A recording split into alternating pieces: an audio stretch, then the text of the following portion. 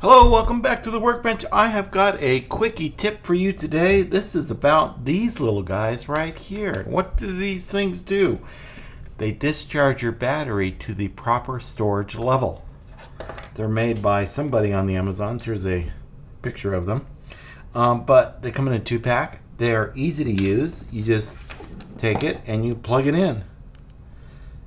And then it senses which kind of battery it is. If it is a 2S, a 3S, or 4S, and then it stays constant. When the light goes out, your battery is set to storage level. I mean, how easy is that? I've got like 6 of these things now. When I get done crawling, I connect them all and walk away. Does not get hot at all. I haven't been afraid of these, but I do leave them up on the shelf like this so that they don't hit anything. But yeah, they're great.